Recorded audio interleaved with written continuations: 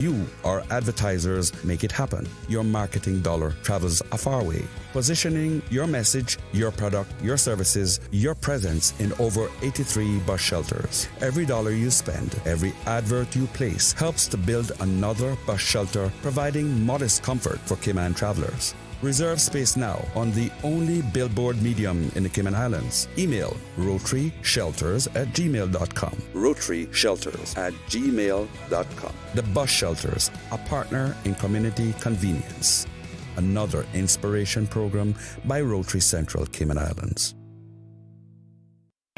Radio Cayman's historical vignettes was brought to you by Rotary Central. For more than 110 years, Rotary members have used their passion, energy, and intelligence to take action on sustainable projects. Talk Today is brought to you by the Ministry of District Administration. Explore your history. Explore your land. Explore your sister islands. And Doctors Hospital. Peace of mind is important when life happens. Doctors Hospital. Always there for you. Call 949-6066. But I do have some questions. There are more questions than answers. Cayman Islands' foremost listeners participation program. Talk Today. What's on your mind, Cayman? If you're ready to talk, we are ready to listen. Discussing current events and local news, community spotlights, hot topics, listener stories, cultural and historical discussions, environmental issues, fun and lighthearted topics, guest interviews. Cayman, basically anything you want to talk about, we are ready to listen. Here's your host, Charles Glidden. Coming up, it's Open Lines, so pick up your phone and let us know what's on your mind, Cayman. Express yourself. Talk Today, next on Radio Cayman. Stay with me. Talk Today is reminding you to avoid any statements or comments which are abusive, derogatory, malicious, or defamatory. Do not use indecent language or make any statement that is false or misleading. Call 1-800-534-8255, 949-6990, 949-8037, or WhatsApp us on 925-3261. And now, back to Talk Today. Good afternoon. Welcome to Talk Today. I'm Charles Glidden. Thanks for tuning in. Oh, it is Monday, all right. That favorite day. we're trying to shift into second gear here, moving kind of slow. But that's a Monday for you, right? So how was your weekend? Did you enjoy some good football over the weekend? Yes, England is through to the Final Four, eh? Yep. Who knows what's going to happen? And England's coach, Thomas Tuchel, I think that's how you say his name. What a character. He's got to be like the most animated man I've seen in a long time. the hand movements and gestures and the fingers, sometimes you wonder exactly what is he trying to signal. Like, is he playing the piano there or what? But very demanding coach, yeah, very demanding. England's coach, his team won, and he was not happy with them. Yeah, he was still like he was angry. He says in a post-match interview, he said, "We made life very, very difficult for ourselves today. I'm not happy with the performance in every sense. We were lucky." To which Jude Bellingham, in his post-match interview, replied, "Whatever." Jude is like, I scored my 2 goals. I did my part. Whatever. And what's with Argentina these days? Lately they're like a slow burning fuse. They wait until late in the match and then explode and do their thing and say, okay, that's it. We wrapped it up. Well, so the word from all corners, at least most corners, I guess, is that this has been a good World Cup, and we can look forward to one more week of action. Tomorrow night it's France taking on Spain, and Wednesday England against Argentina. And of course Sunday will be the big showdown with the final coming up. So we can look forward to a great week of football, and should be some great matches there.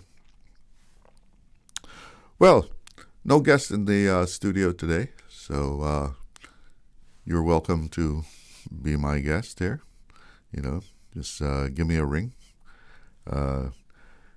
Just in case you don't know the numbers, numbers to reach the studio, 1-800-534-8255. That's courtesy of Flo. You can also reach the studio 949-8037, 949-6990, and WhatsApp on 925-3261. And another big show over the weekend here in Cayman. We have a new Miss Cayman, Juliana Myers. She was crowned Miss Universe Cayman Islands 2026. She's a West Bay girl. Oh yeah, and she's going to be heading off to Puerto Rico to represent the Cayman Islands at the Miss Universe pageant, and that's going to be in November. So congratulations, Juliana Myers. And Tamika Cox was named first runner-up, and Marlena Williams second runner-up. So congratulations to all of them. Sure was a great night. They had it at a great location, out there on the lawn of the Pedro St. James. So I'm sure it was a very good evening there. So, taking a look around, what's happening in Cayman. Just a few weeks ago, we heard about this Cayman Forward initiative, and the government brought a lot of different folks together to talk about the development of the Cayman Islands in the future. How are we going to handle things? I think it would be right to say that we've had a sort of polarization in Cayman. We had the people who are very adamant about, protecting the environment, and the environment is a very important thing to protect. We don't want to see it all disappear. On the other hand, we need development to, continue a growth at a reasonable rate, at least, and as the country continues to grow. And it seems like we're always at odds, right? And then the government brought a lot of those different people together and had a closed-door session, which I think was the right move, because people could just, take off all their public attitudes and try and listen to each other and come to some kind of agreement as a best way forward. Well, the government has unveiled the results of what's called the Cayman Forward Initiative, And I know, it may sound like just another government report. Yep. But this one is very important because it could well have a real impact on how development decisions are made going forward in Cayman. And, we need a development plan, a modern one. And I don't think the Sister Islands has any, right? The Sister Islands has no development plan. And the one in Cayman has, time has left it behind. So this whole initiative was a 3-month process that brought together government officials, developers, environmental groups, and policy experts. And they sat down and to tackle the country's most contentious issues. Certainly, development is something that sparks a lot of emotion, particularly among some folks. The relationship between development and environmental protection is something that needs to have full cooperation. So for many years, those two interests have often been portrayed as being in conflict. The major projects have faced delays, disagreements, and even court challenges. With the Central Planning Authority and the National Conservation Council frequently finding themselves at odds. The Cayman Forward report argues that it doesn't have to be that way. Instead of seeing development and conservation as opposing forces, it proposes a more collaborative system where both can work together from the outset. The report was prepared by UK consultants Forge Front, and it contains nine key findings and 13 recommendations. And all of them have now been approved by Cabinet, and the government says implementation will happen in stages over the coming months, not years, over the coming months. And any changes to the law still will have to go through the normal public consultation process. And some of the first changes are aimed at making the planning system faster and more transparent. One proposal is to create a new strategic task force for action, reform, and transformation, the acronym being START. And START will bring together representatives from the Planning Department, the Department of Environment, the Central Planning Authority, the National Conservation Council, and government lawyers to oversee the reforms. Another key recommendation is to allow routine planning applications to be handled by professional planning officers instead of requiring every application to go before the Central Planning Authority. That just speeds things up.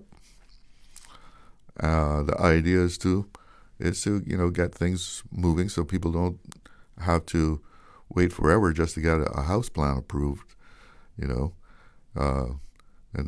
that will leave the authority to focus on more complex developments that have to be examined closer.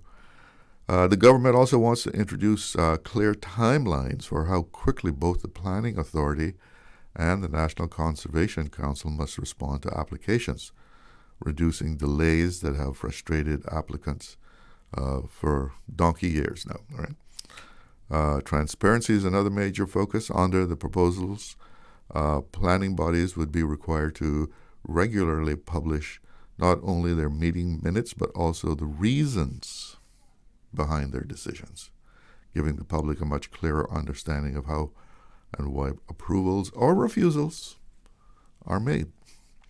And Premier Andre Ebanks says the goal is to move beyond the idea that Cayman has to choose between economic growth and environmental protection. He says the country can and should have both, and that the current system has become too costly in terms of time, money, and public confidence. The initiative also highlights the need to complete Cayman's long-awaited National Development Plan, which is intended to provide a clearer vision for future growth and land use across the islands. And government says that work is nearing completion, and the updated planning statement is expected to be brought before Parliament later this year. So, while this isn't an overnight transformation, it is the beginning of what could become one of the biggest overhauls of Cayman's planning system in years. The success of the initiative will ultimately depend not just on recommendations, but on how quickly they're implemented and whether they can strike the balance between protecting Cayman's environment while allowing responsible development to go forward. So what do you think about that? You got some comment on that? Pick up the phone, give me a call. We've got to take a break. Be right back. Accidents and illnesses can strike without warning. Ouch! When it comes to urgent care, every second counts. At Doctors Hospital, we have a dedicated team of experienced doctors and nursing staff available to you 24 hours a day, 7 days a week. Don't waste time in an overcrowded emergency room when you need urgent care. Whether it's a broken bone, a severe infection, or a sudden illness, trust in Doctors Hospital's unwavering dedication to providing the best immediate care. For complete urgent care when you need it the most, choose Doctors Hospital, located in Georgetown, 16 Middle Road. Wouldn't it have been grand if you had purchased land 30 years ago? It may not be 2020, but a perfect vision has never been more clear. Cayman Brac and Little Cayman, poised for growth with an eye on the future. Your land, your history, your future. Discover all that our sister islands have to offer. Hey, this is Lord Graham, as I'm known on Radio Cayman. My first early members of Radio Cayman was when they first started. We had a cousin of mine, Lomax Rankin, who was one of the first people to work for Radio Cayman. And whenever we were having a get-together or some sort of little party, especially on weekends, and then he would play Music Express, the music that we love or the music that we could dance to. So I want to say happy 50th anniversary to Radio Cayman, the best in the land.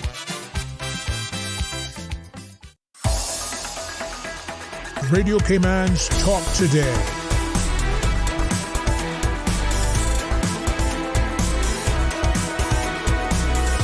What is on your mind, Cayman?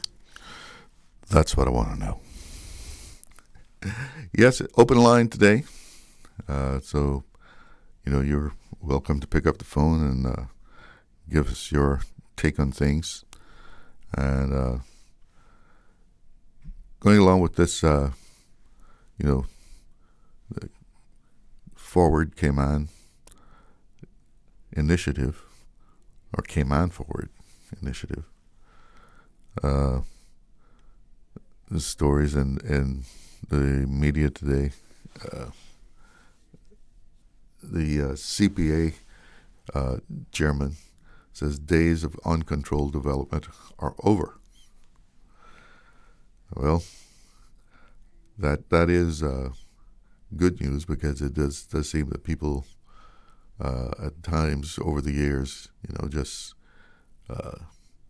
shot up a building here and there, and it didn't seem to take a lot of things into consideration. But as he's saying, Ian Pardue, that is, it's a new day. He's quoted here in Cayman News Service saying, "We can't handle another 50 years like the last 50." And I think anyone that thinks that we can, well, I don't know where they are, but they must be like on a different planet. the country has had significant development, but we have to strike that balance between future development and the environment. Otherwise, in 50 years' time, if we continue like we are now, we won't be the same country that we live in. He noted that this was not just his view, but was shared by 90 or 100% of the planning board. And, he denied that, the planning board doesn't take the environment into consideration, saying that, there's plenty of evidence that they do listen to the Conservation Council.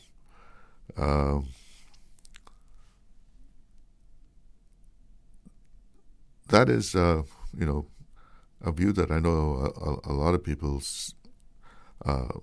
have of the planning authority. That,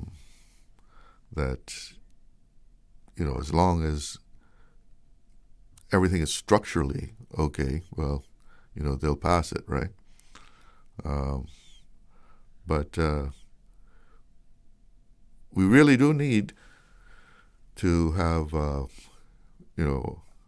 some kind of development plan so that everyone concerned knows what can and cannot be done. If things aren't clear, if there aren't clearly set out guidelines and rules and regulations, then people will sit down and start planning something, and then they say, "Oh, yeah, we can't do that." Where does it say that we can't do that? Right? We have a caller on the line. Good afternoon. You're on the air. Good afternoon, Mr. Charlo. Good afternoon. How are you today, sir? I'm fine and dandy. This is the poet, Mr. Charlo. You got a poem for me? Oh, man. I was going to write one, but... Well, you should have. Huh? You should have. I can still probably, I probably still can do one before 2:30. Well, you can give me a title and let's see what I can do. Give you a title. How about came on forward? Oh, the okay. You want me to Yeah, that's what I was talking about. Were you listening? Uh-huh. I was talking about came on forward, the whole thing of, development with conservation going forward hand in hand, cooperating. Right. Yes, sir. Shall I repeat it then? Repeat what? The one that I wrote came on forward. Oh, you wrote one like that? Yes, sir. Okay. So what did you call about today? I think it's a wonderful plan that they have, that the government has. Yeah, well, they haven't quite got the plan yet, but well, it's coming. Good so far. I believe in what they're doing. I think it's going to work out for all persons. I believe so. I think there are a lot of very educated, very intelligent people. In my opinion, my belief, we have to believe sometimes and be optimistic. Mm. And I think things will work out. I think things will work out for the different sides. That's my opinion. I think so. and can only wish them all the best.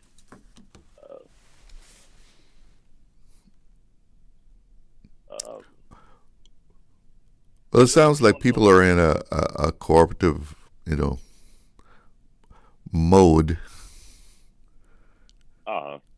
So let's hope that they can work together for prosperous and sustainable future for Cayman. Because in the end, we need to develop in different ways. And you know what I'd like to see too, Mr. Charlo? What's that? I would like to see, while they're doing their development, I would like to see a nice big place, like a big entertainment area, where people can gather, and like a big park that, with a lot of entertainment there and stuff like that, where people can gather and socialize, and you got a little section where you can have elderly people sitting down, socializing, and being entertained in different ways. Something for different people, different age groups, and stuff like that. While they're doing their development, I would think. Well, when it comes to the public consultation time, when they ask the public what should be in there, then that'll be your opportunity to, make that suggestion. Okay? Okay. All right. Well, you take care. Thanks for the call. Okay, sir. Okay. All right. Have a good one. We have another caller. Good afternoon. You're on the Air Talk today. Yeah, good afternoon, Mr. Charles. Yes. How are you doing? I'm doing all right. I just tuning in, and I was just listening to Mr.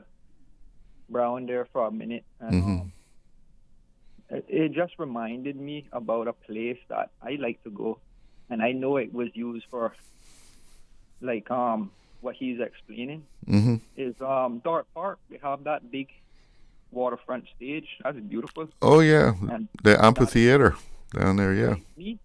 Me and a group of friends always, whenever we get a chance, we hang out and have our little meetings there, and you don't have to worry about anyone discriminating you out there unless you're just like that type of person that won't be a recluse. But I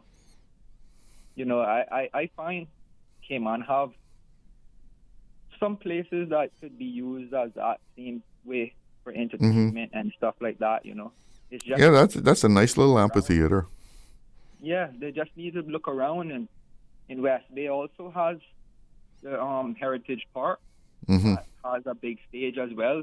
Politicians use it when they're ready, and whenever they have the other events that they have for the community, they do that as well. They host them stuff at those places, and there's more. There's a lot of places here. It's just we could use a little bit more public advertisement when it comes into the use of these things. You think people forget about them when that they're there? I do believe it. I do believe people do forget that, or they have a idea that it's only made for the government. But if they don't understand that the government is the people, then I don't know how they would expect to use it. I mean, I just pushing things out there because incentives. We lack incentives here in Cayman, and unless someone says something, we wouldn't even think of it. So, just as a reminder, we do have a lot of public spaces in Cayman, other than trying to find an excuse to not do anything. And sometimes all it takes is to just pick up the phone and call the government administration building and find out, who is it that you contact for permission to use that place, right? That's right. Right. And most of the time, it's just to find the right ministers that are in charge of these spaces, because that's our biggest fear of doing something without permission. Yeah, I think if you go through, was it Parks and Recreation or something? Yeah. And you can reserve the space, or if you have something special you want to do. Yeah, and youth sports as well. Youth and sports. Mm-hmm.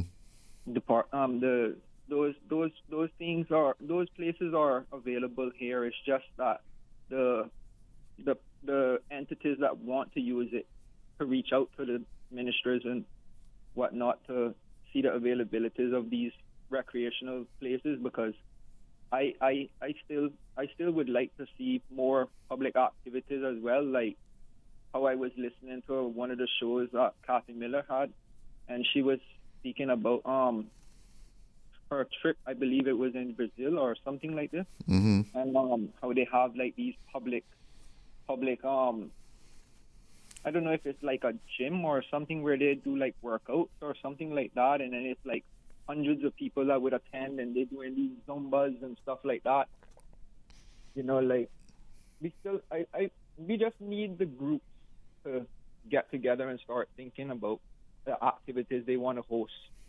In some instances, I mean, it just depends on how elaborate or organized the event is, But I mean, some of these places you just go use them.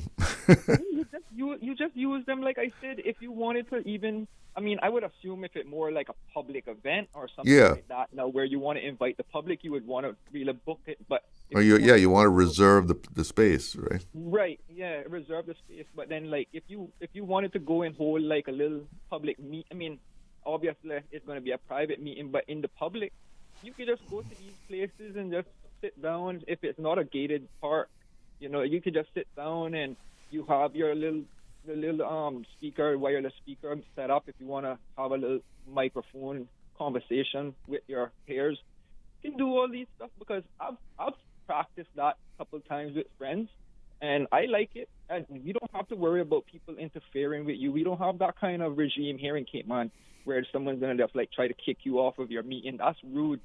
That wears our freedom. So, if they want to express and do all this stuff, I find it a pretty nice location. People respect your privacy, even in public. Right. So you've used the park in West Bay? The Heritage Park? Yeah. Yeah, I've used the Heritage Park a couple of times for my job. Where the farmers market, they wanted to start the farmers market there. Yeah. And we've done that a couple of times, but I'm sure that even the Scholars Park across the road, there's a big open field, like not really big open field, but there's a open space in the back of Scholars Park that you can have like group sessions, and you can do like your little activities there, whether it's acting or just just a gathering, just a commute. Maybe even I remember years ago they used to have checkers tables there. I don't know if they're still there, but it's been a minute. I haven't been to the Scholars Park, so. Oh, you can go and play checkers.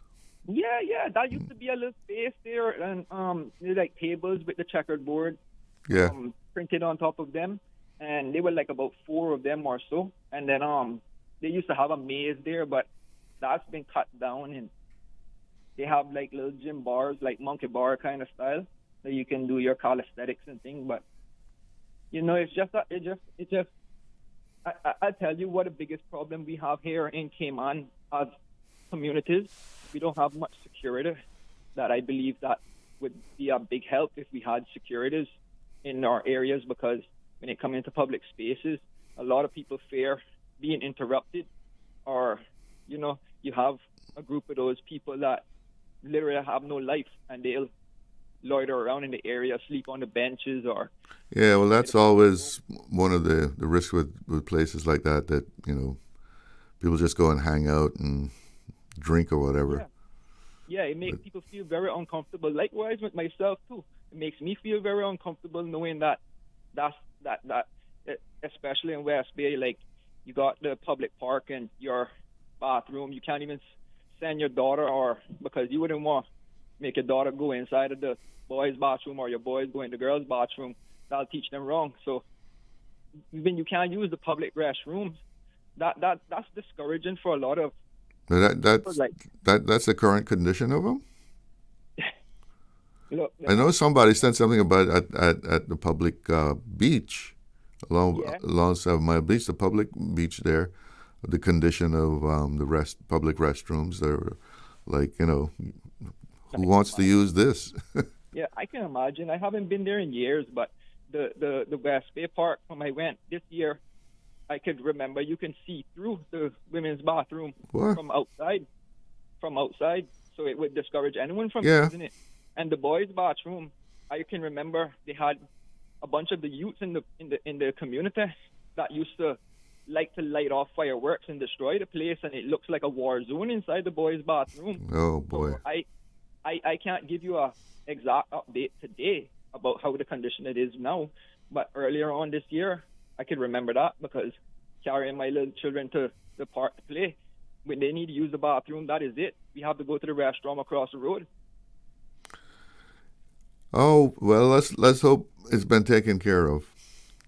Yeah, Listen, I'm past my break time. Yes, sir. All right. But good to talk to you. All right. Have a good one. You too. Be right back after this. Looking for fresh, healthy food that's full of flavor? Then you've got to visit Kirk Market. Our dishes are made with fresh, high-quality ingredients. Enjoy vibrant mixed greens or satisfying pasta salads. Or try one of our delicious grill options like blackened chicken, spicy beef steak, or grilled salmon. Looking for something light and flavorful? We've got sushi rolls and poke bowls prepared daily. And don't forget to explore a hot bar or Billy Fresh salad at the salad bar. Stop by Kirk Market today for breakfast, lunch, or dinner and taste the difference. Eat well, live well with Kirk Market.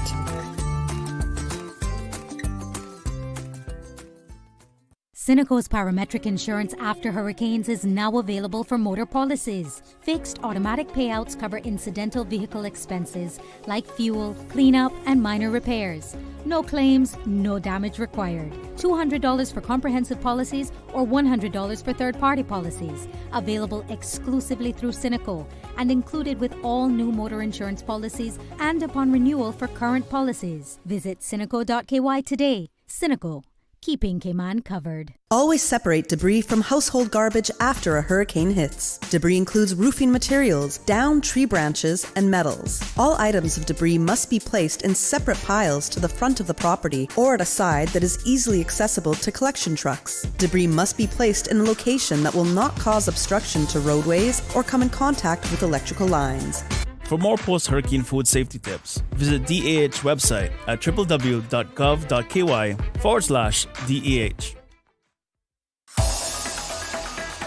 Radio Cayman's Talk Today.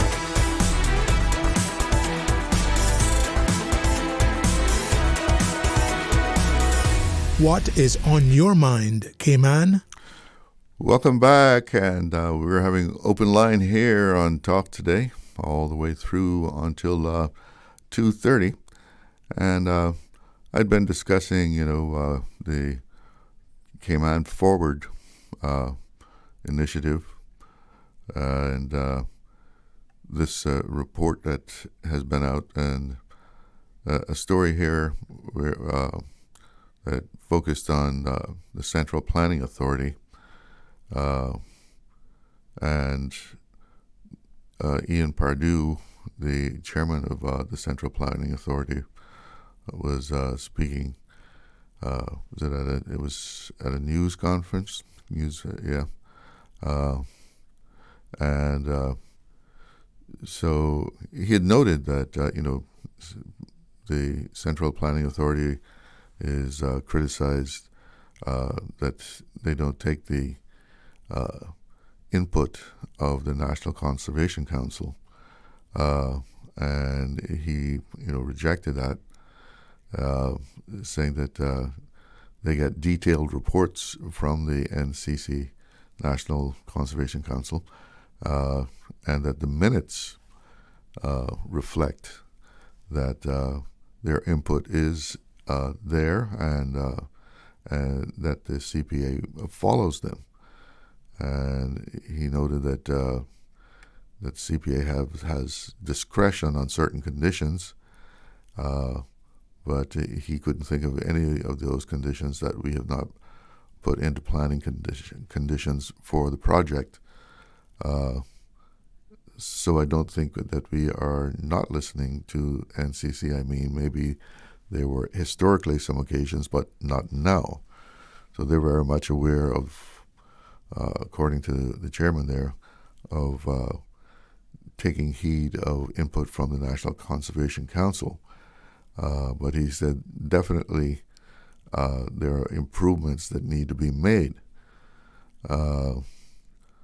And one of those would be an adverse effect assessment tool, and that was actually suggested in the report. This adverse effect assessment tool would help planning officials to determine when an environmental assessment needed to be put in as one of the requirements for a project. And one of the should have recommendations in the consultant's report is to broaden the membership of the CPA and the Cayman-Brac and Little Cayman Development Control Board. I know one of the criticisms that we've often heard of the CPA that it was comprised of people who were developers or contractors, people directly that beneficiaries of development. And supposedly, I guess the reasoning behind that was, well, they know if a building is well designed and meets all the standards, etc. But one of the recommendations now is to expand the CPA to include non-planning related sectors, and that would be in line with the Office of the Auditor General's recommendation. The report says that the government should think about cross-membership, so putting national conservation members to sit on the CPA and a CPA member to sit on the National Conservation Council. So you have some kind of cross-representation there so that both sides are being heard, among the other, well, you don't want to say the other side, but there's more communication, more cooperation, and I think that's what we really need is to have people working together, for the benefit of, the Cayman Islands. If they are talking... Oops.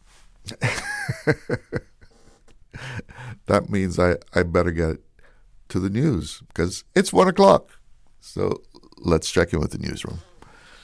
They are talking about us. Living in your head rent-free all this time. We must be relevant. Radio Cayman since 1976. From Radio Cayman's newsroom, this is Headlines. Local, regional, international news. The Headline News is brought to you by Kirk Market and Health Services Authority. With your latest headlines, I'm Elizabeth Charles. A mosquito research and control officer is being credited with helping a resident get urgent medical care after a routine property inspection turned into a medical emergency. MRCU said disease prevention officer Vondante Leslie noticed the woman was unwell and having trouble breathing. He called emergency services and stayed with her until paramedics arrived. The resident says the outcome could have been much worse if Leslie had not acted when he did, and officials say the incident shows how public service can mean recognizing when someone in the community needs help and taking action. In international news, a U.S. judge has voided President Donald Trump's settlement with the Internal Revenue Service that gave him and his companies sweeping tax protections. In a ruling today, U.S. District Judge Kathleen Williams found Trump and the IRS were not truly adverse parties, as required in civil lawsuits under the U.S. Constitution. She also referred a Trump lawyer and senior Justice Department officials involved in the deal to state bar authorities to review possible ethics violations. In other news, in Gibraltar, border controls with Spain are being removed after 118 years under a new post-Brexit deal aligning Gibraltar with the European Customs Union and the Shenzhen Free Travel Zone.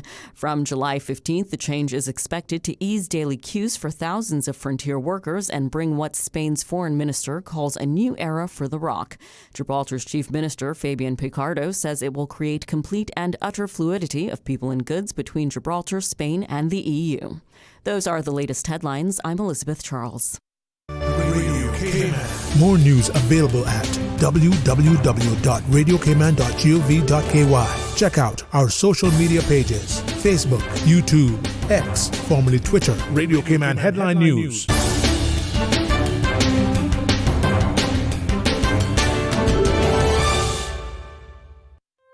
Looking for fresh, healthy food that's full of flavor? Then you've got to visit Kirk Market. Our dishes are made with fresh, high-quality ingredients. Enjoy vibrant mixed greens or satisfying pasta salads. Or try one of our delicious grill options like blackened chicken, spicy beef steak, or grilled salmon. Looking for something light and flavorful? We've got sushi rolls and poke bowls prepared daily. And don't forget to explore a hot bar or Billy Fresh salad at the salad bar. Stop by Kirk Market today for breakfast, lunch, or dinner and taste the difference. Eat well, live well with Kirk Market.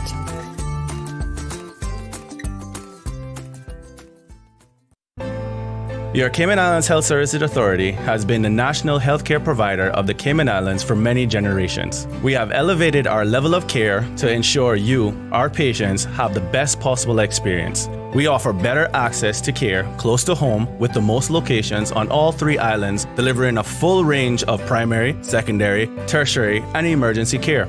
HSA is a JCI accredited organization, and we are committed to caring for you. Radio Cayman is pleased to feature this special Sister Islands historical vignette brought to you by the Ministry of District Administration and Lands. Explore your history, explore your land, explore your Sister Islands. Layman E. Scott Senior High School, formerly known as Cayman Brac Secondary Modern School and Cayman Brac High School, officially opened on January 23, 1967. With 73 students and 4 staff members under the leadership of its first principal, Layman E. Scott Sr.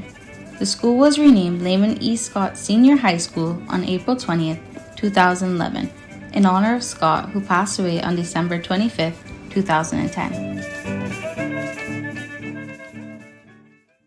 Radio Cayman is pleased to feature this special Sister Islands historical vignette brought to you by the Ministry of District Administration and Lands. Explore your history, explore your land, explore your Sister Islands. Radio Cayman's Talk Today.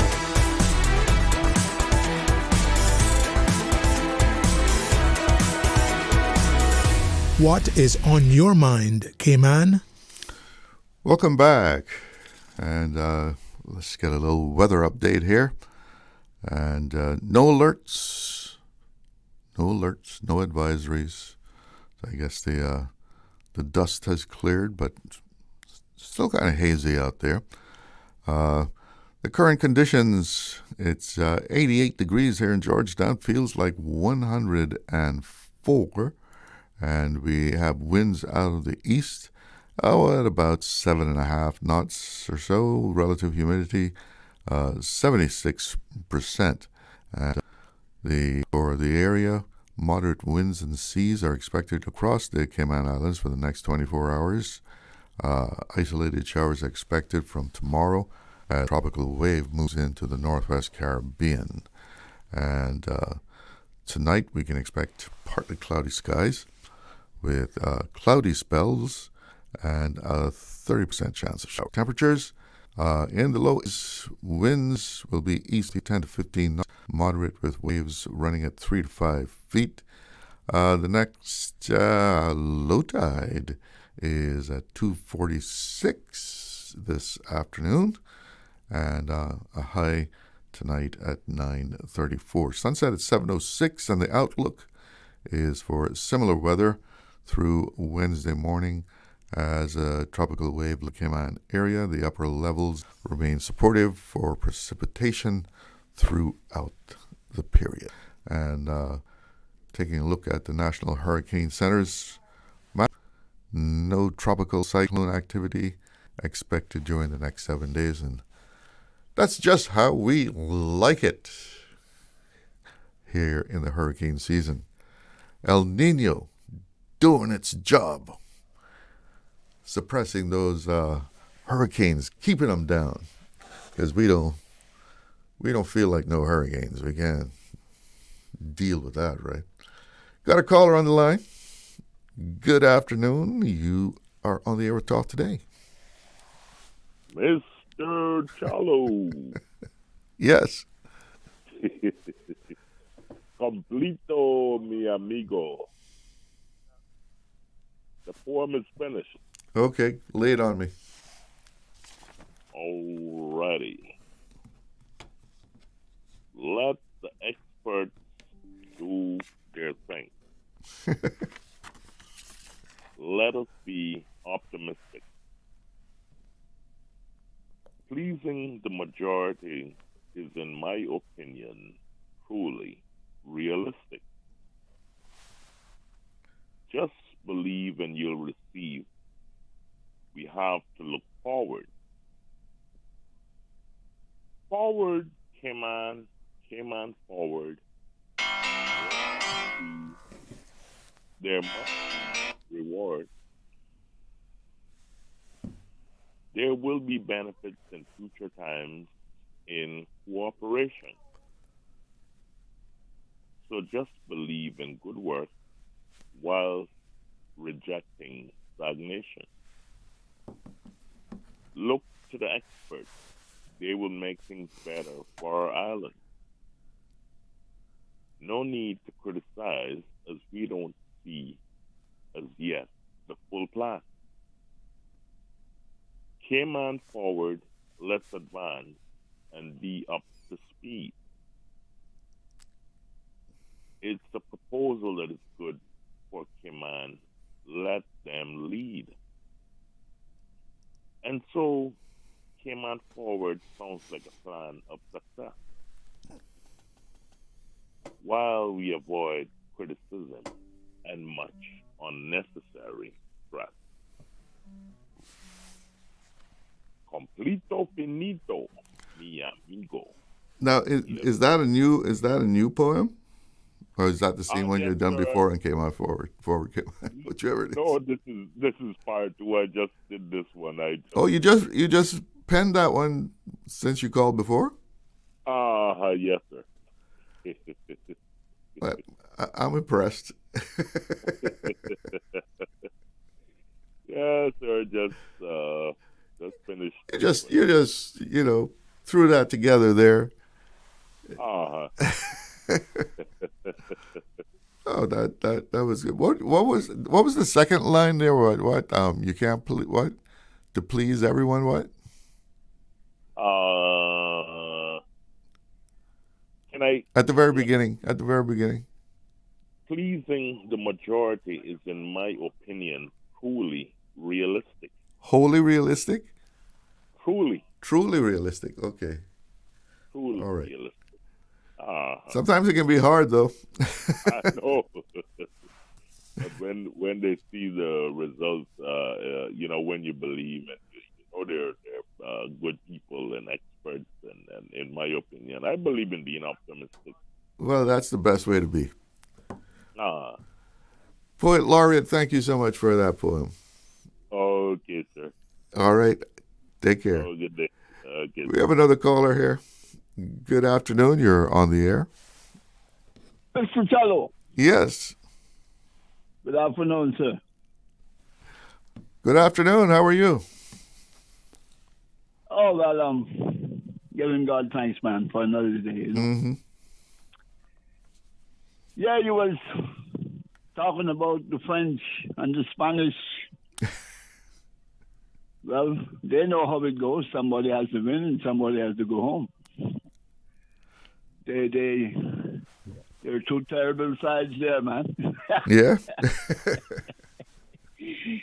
So that's going to be a battle royale. Yeah, when they man, take yeah, to the field, right? Yeah, man, they go play some hard football, boy. Let me tell you. Yeah, man. But I said, hello. England now will face Argentina. Mm-hmm. And somebody will probably remember 1986 with the hit of Maradona and the hand of God. And Maradona put in the goal with his hand in the final, you know. Yeah. Yeah. Somebody will remember it. So you owe them something. you need to defeat them, you know? That should be the mindset that they go into it. Whether that's a good thing or a bad thing, because it can be a distraction too, I would imagine, you know? Mm-hmm. But Thomas Dougal, one serious coach, man. Yeah. He'd say they won, but he wasn't happy with how they played. So sometimes England is a good side, no doubt, you know. But sometimes I look at them when they need to step up, especially. I mean, you score a goal. Man, this is when you got to put the pressure on, boss, to get that second goal, you know, because that's your cushion, you know. Mm-hmm. If not one, two, even better. You understand? So I imagine this is what he's talking about. To slow down after scoring, and other times you look at them, they look kind of tired in the midfield, especially the captain, Harry King, but he's getting old now too, you know. Age catching up? Yeah, sometimes I think he could be a little bit faster on tackle and things like that. Look, man, you can only do it. You can only do it for a certain amount of time, you know, and it catch up on you. Yeah, Father Time is the fastest of all, right? Yeah. So I listened to Arsenal coach during the Premier League, and he was in an interview on one of the questions. He answered the interviewer and said words like, if I can get into their head, how much better it will be for him, the coach. You understand? Well, I guess he must have done something with them because they won the league title. Nice, beautiful trophy. And they all got good checks. They gave him a lot of money at the end of the season. You understand? This is what it's all about. These days, that's what it comes down to, right? Yeah, that man, check. Yeah, man. Yeah, man. This is what it's all about, man. So I think what that president of people is planning on doing now, stepping up to 60 nations by next World Cup. I believe that's a good thing too, Hello, for poor people, poor youth, to get some money. Because like I say, I don't know anything about any rich man, daughter or son playing football. It's always ghetto people. You understand? That's what working class. Yes. So I feel good. I feel good for the world. Yes, So you think compared to previous World Cups. How do you rate this one? Well, Chalo, this was a good World Cup. I might as well just speak the truth. You know what I mean? Mm-hmm. I think I enjoyed it much better than 2022 in Qatar. And 1994, I think it was too, in America. Really, they are a good host. You know what I mean? I don't want Donald Trump to hear that, but they do well on hosting, man. They got great facilities, you know. Man, Chalo, I never knew that America had them kind of facilities, man. Really? Yeah. No, I never knew. They got some fantastic stadiums, man. Yes, man. But when they played in, when they played in Canada, and I was looking at that stadium because when I went to Canada in 1984, I went to a football match in a stadium, so I was looking at it good, you know, to see if that was the same stadium that I had went into, but it is no way. I guess they got more than one of them there, you know? Yeah. Because Vancouver City is a hell of a city, I tell you, man. Yeah, man, so it is what it is, and I don't have a side, but I would really like to see England win it. Yeah, that's what I want to see win it too. Yeah, after 60 years, man, you deserve to hold it again, Chalo. That's a beautiful trophy, boy. 18-karat gold. It's a nice trophy, man. I tell you, and the money that they pay you after that, you know, everybody's a millionaire again. So, yeah, man, that's the beauty about it. To check, like you say, you know. Yeah, man. The money is important, but you know the whole honor of being the winner of the World Cup too is, you know, is part of it too. That you can claim to be the champion, right? Yes, man. I mean, when you see some of those guys when they lose, and they cry. You know that they know that they gotta go home and it's all over. You see that? You know, they cry, right? I see little children crying, man. So I tell you that how sweet that game is, Chalo, boy. Yeah. That game there is one of the greatest things since Jesus Christ on the planet.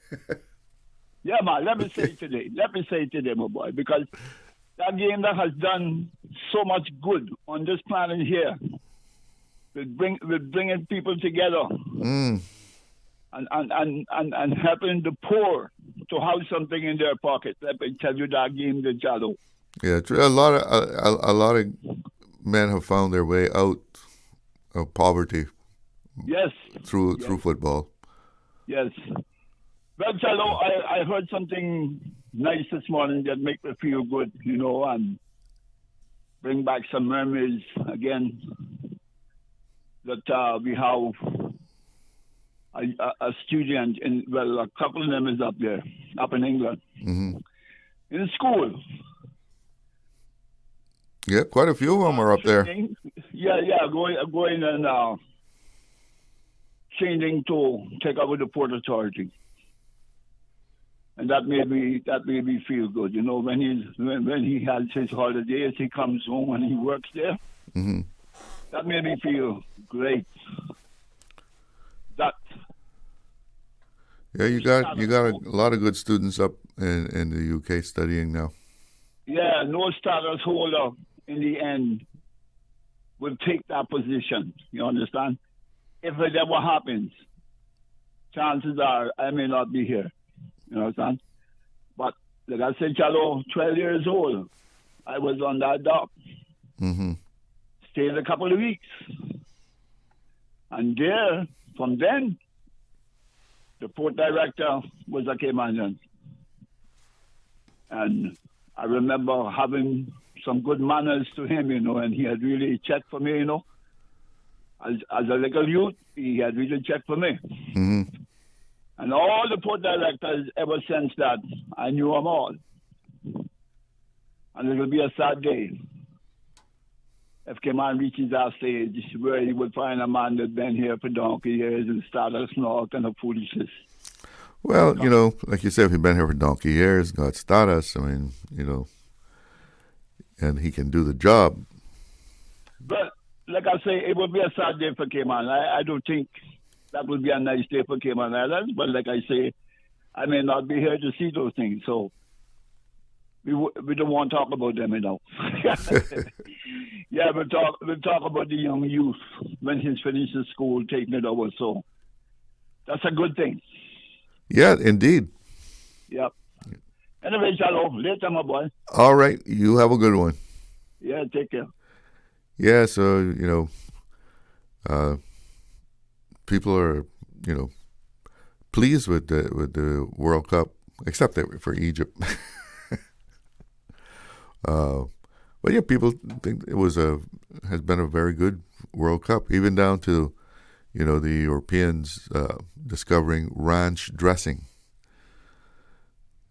Europe apparently doesn't have any ranch dressing, and they discovered it during their visit to the U.S. for the World Cup, that there was such a thing as ranch dressing for your salad.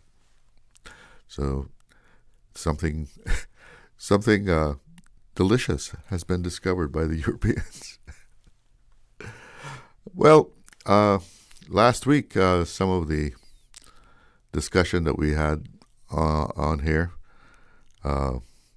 was centered about, you know, the increase in rates by CUC, not only the standard rate, but, you know, the spike that we've had in fuel because of the war with Iran that the U.S. and Israel have been carrying out. And that situation seems to has gone hot again. You know, we had our fingers crossed, and there was a glimmer of hope there that something may be resolved and things could go back to being normal. And now they're shooting again. The U.S. carrying out strikes against Iran launching strikes against ships and also land targets. So where will that all end up?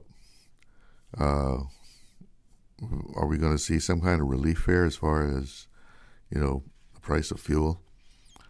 And you know, it's not just fuel being affected, but, you know, food production is also being affected because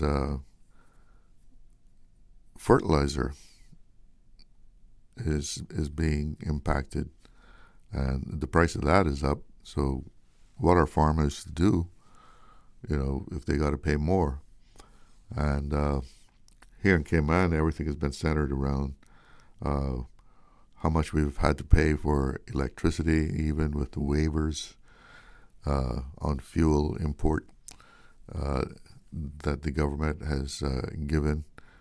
Where is it until September that the current import duty waiver is in effect,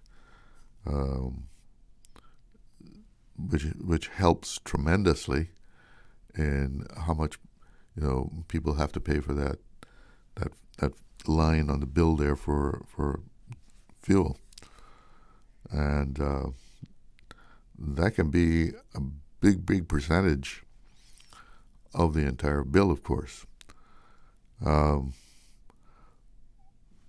But the ERCO has issued a statement in response.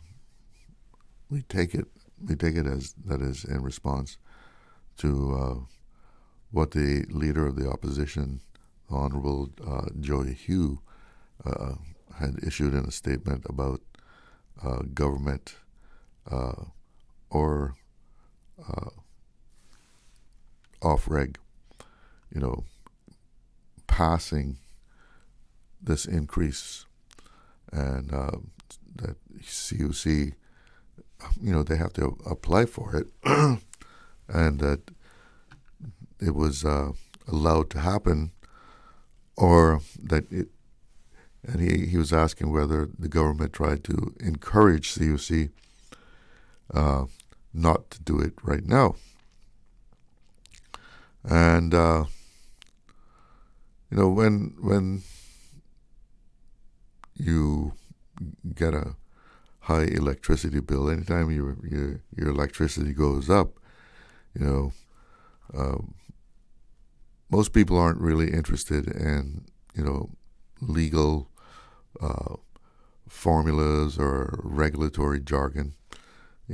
All they know is that their pocketbook is being hit pretty hard, and they want to know, who let this happen. That's basically, and why did it happen? So, because this has been, a growing narrative that somehow the current government or the Utility Regulation and Competition Office, ERCO, I never know whether to call it ERCO or OFREG. They seem to be trying to make a transition to ERCO. But anyway, so people think that ERCO simply decided, CUC wants to increase its rates, well, we'll let them do it. But that's not how it goes. The picture is a lot more complicated than that. In fact, this latest adjustment to the CUC rates and the discussion around it, and this reply by ERCO, has kind of illustrated how this whole thing works. Because, everybody, they hear about a rate and it was allowed, but just how is it work? And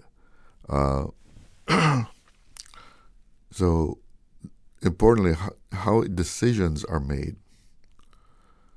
how decisions that were made, 20 years ago or so, are still affecting the shape and the cost that we're paying today. So one of the things that was in this OFREG ERCO statement that came to light, that this increase, it was not, wasn't invented this year. It wasn't negotiated this month. And it's not even created by this government. The mechanism behind the increase dates all the way back to 2008.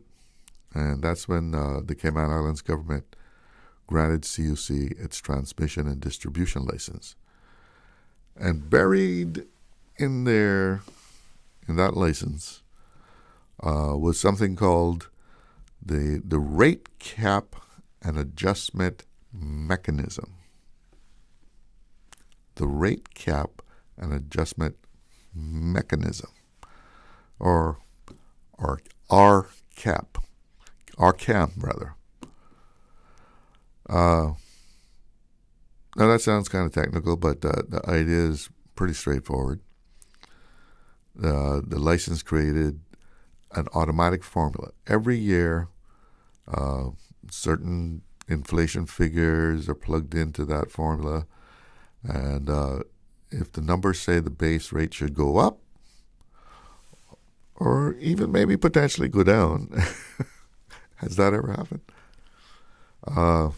Then the adjustment happens, and that's what the arrangement is. And so it's a set formula, and it's based on inflation here in Cayman and inflation in the United States, and leaves out food prices. And the important thing is, this wasn't intended to be an annual political decision. It was designed to happen automatically under the terms of a legally binding contract. You plug in the numbers and you get the answer. So whether you agree with that approach or not, well, that's another discussion, right? But that's how it's designed. And one of the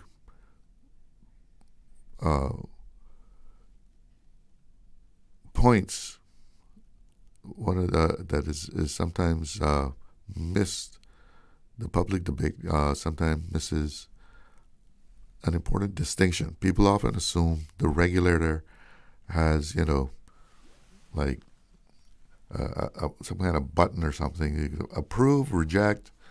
Well, in reality, in this situation, IRCO doesn't. Its role isn't to decide whether consumers deserve an increase or whether CUC should get one. IRCO checks the numbers. It verifies that CUC has correctly applied the formula that is written into the license. If the calculations are accurate, then under the law, the adjustment proceeds. IRCO simply can't just refuse it. That's according to the license. They can't refuse it if the numbers go the way that CUC is saying that they should go. And IRCO does see CUC financials. It's not like CUC can just give them some numbers. They see financials. It's about they constantly get updates on CUC financials, so they know whether the numbers are genuine or not. They can compare the financials to what they're being given as far as the numbers to trigger this mechanism.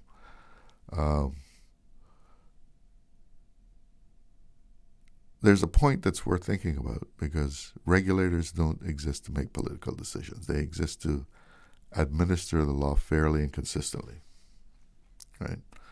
So imagine if a regulator simply ignored a legally binding license because public opinion had changed. Most of us might like the immediate outcome if it kept the bills lower, but what would that say about the rule of law? Businesses invest in Cayman partly because they believe contracts are honored here. We have a good legal system. If regulators could simply disregard legal agreements whenever they become unpopular, that certainly would disappear. So this isn't really about whether higher electricity bills are welcome. They aren't, of course. No, who wants to pay higher bills? It's about whether regulators should be free to ignore contracts that they've inherited. The answer in any well-established, mature legal system, fair legal system, has to be no. Now, that naturally leads to another question. If this mechanism has existed since 2008, why hasn't anyone changed it? And that's perhaps the most revealing part of the whole story. Since 2008, we've had different governments, different ministers, different political parties, different regulators. Yet the RCAM mechanism has remained in place throughout all of them. The statement from IRCO points out that even between 2017 and 2021, when responsibility for planning and infrastructure rested with Minister Joy Hugh, the mechanism continued operating exactly as designed. Annual adjustments happened. No legal legislation was introduced to replace it. No amendment to the license to remove it. No, that's not necessarily a criticism. Changing a utility license isn't easy, nor should it be.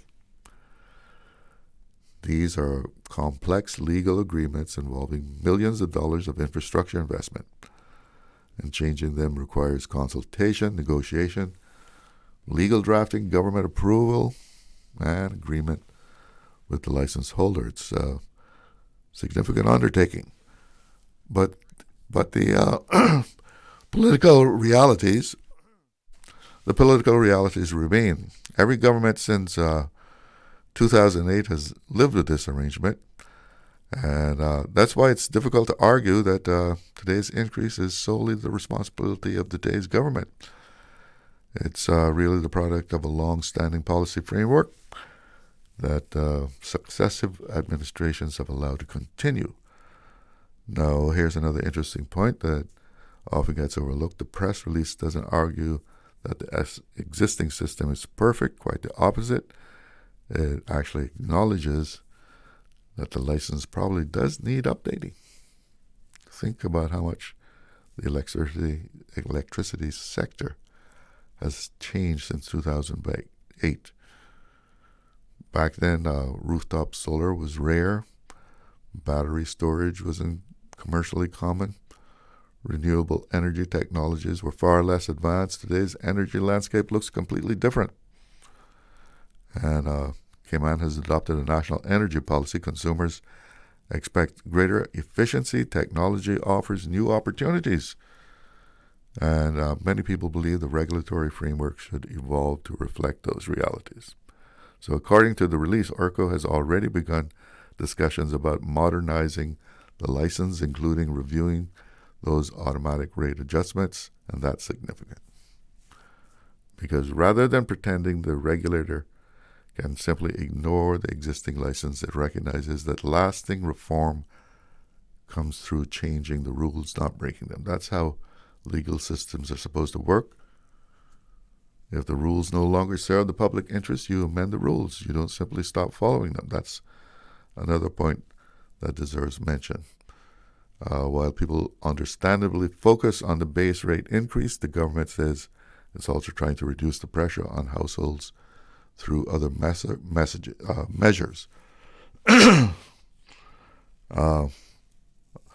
Other efforts aimed at offsetting the impact of the global fuel prices. And whether those measures go far enough is something that voters will judge for themselves. But they're separate from the RCAM issue. We've got to take a break. Be right back.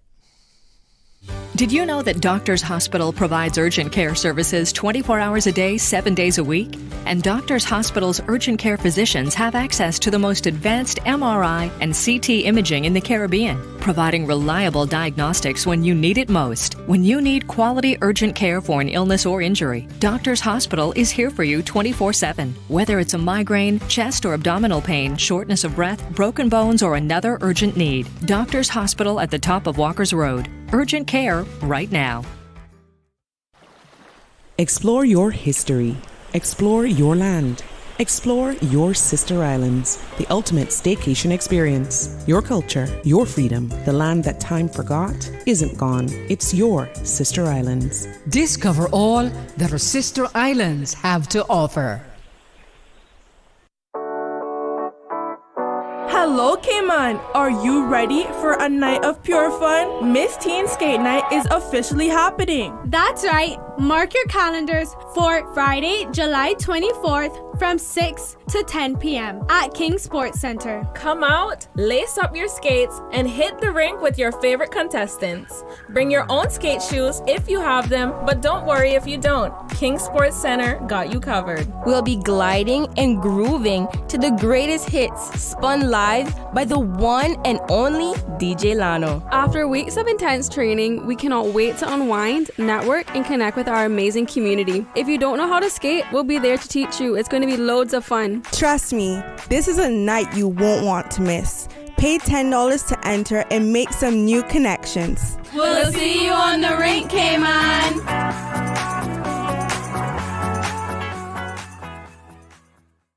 It's here.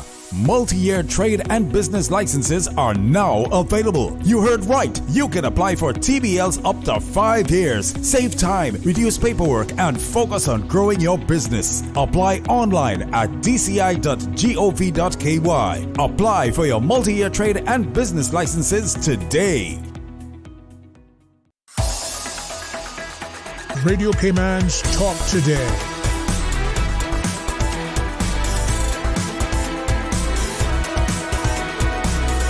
What is on your mind, Cayman? Welcome back. We have a caller on the line. Good afternoon. You're on the air with Talk Today. Good afternoon to you, Shallow. Hello there. Yes, sir. Lots of interesting things you're talking about there, and we woke up with it. First of all, the World Cup thing. A lot of people are thinking it might be down to Argentina and France. I guess I don't know. France is still in it, isn't it? Yeah. I don't. They're playing tomorrow night. That close in the last few days. Yes, and a lot of people have been saying that. I hope England, I get it this time, and get through, win Argentina. There's been a lot of controversy, as there always has been in this competition over the years. Remember, a friend here was talking about with Maradona. I'd forgotten about that. Pushed the ball in the goal with his hand. But anyhow, this thing will happen. Yes, these guys, maybe they might get emotional and cry, but we've got to remember, they earn humongous sums of money. Mm-hmm. Big boys. Normal payroll is something around $180,000 a week, not a month, not a year, but a week. Anyhow, that's big money anywhere in the world. So that's the nature of the game. It's all about money. All about money. Yeah. They'll make it. Show me the money. You're gonna make it. Money. And it's a pity that old boys here aren't getting paid, because everyone around them in this Caribbean area here in Central America and Northern South America area, all the players they're all paid. They're all professionals. So we're amateurs whenever our side called CIFA. They go against these guys. We are amateurs going against professionals. And that's one of the reasons I've said so, and others who know a heck of a lot more about soccer than I do, I've said the same thing quietly, and I've said it also. That's why we really haven't improved over the last 45 years or so in soccer. It's that we're not paying the guys, and money is the greatest motivator as anyone. We can say no, we can deny that, but that's just plain nonsense.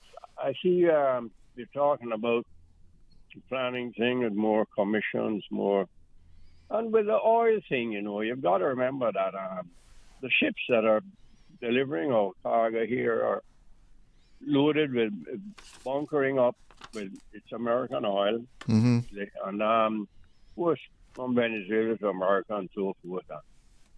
Anyhow, we have no idea of the price of it really, because it's duty free.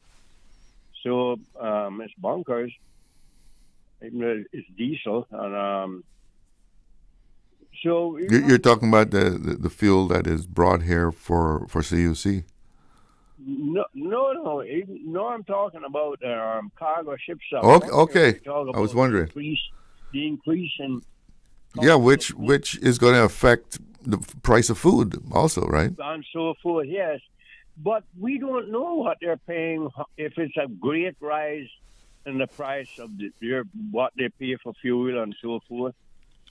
I don't know if we know. I've never heard it mentioned, what they're paying for barrels for it. The ships, they're loaded by barrels, by gallons. It's called barrels. and so forth. They take on so much fuel that, or tons, so many tons. Well, someone had told me, not this isn't lately, but that he works in wholesale, and he says the freight charges drives the price of goods in Cayman up so much, because you just got to pay so much for that freight. Oh yes, that is one way.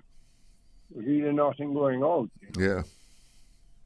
So it's always been a high charge.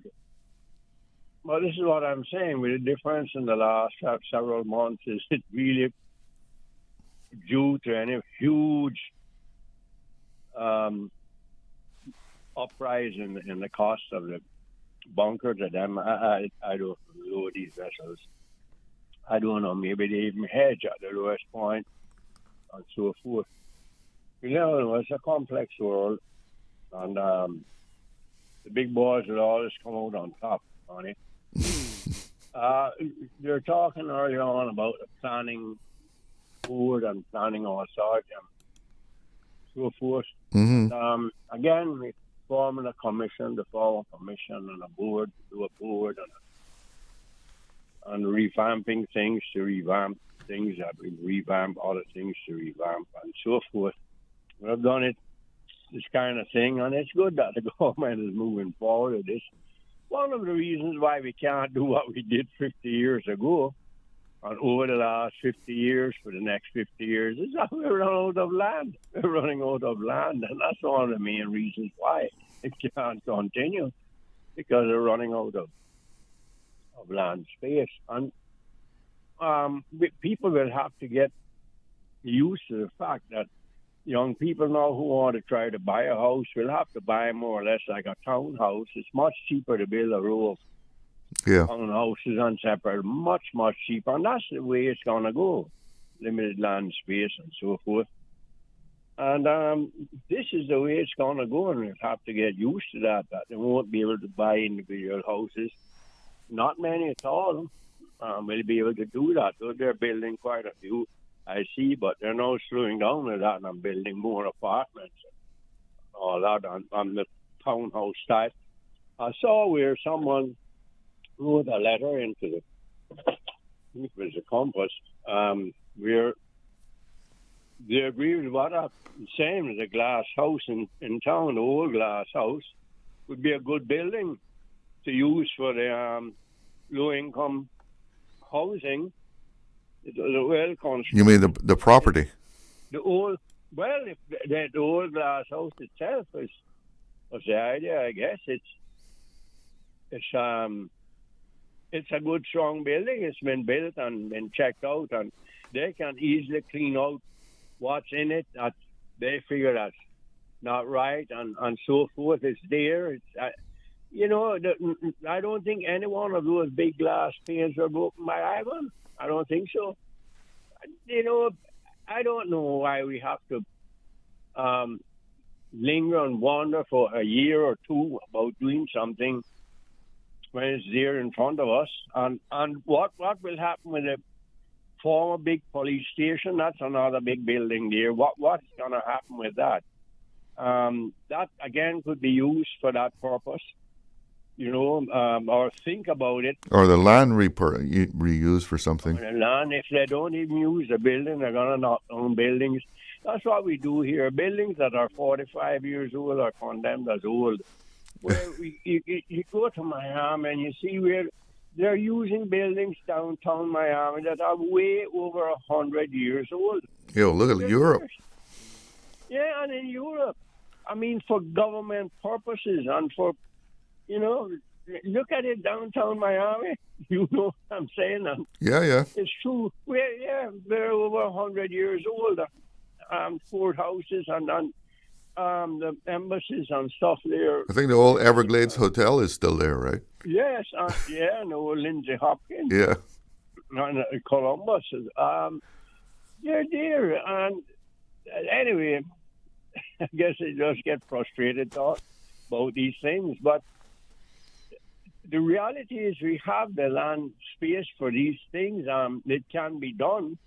Government, we have to stop this system we have where we have to form a commission or a committee to look at forming a commission, to form a board to decide on a project, and then have a plan. It's never ending, you know. But this is why I suggested a 5-year term for politicians, because by the time you get through with this and then go to Great Britain to get permission to do many important things, that term is up almost. So you're into the election mode, which is the last half year or the last year. And here we go again, you know, and things that could have been done, good ideas brought about by the government, won't come into play.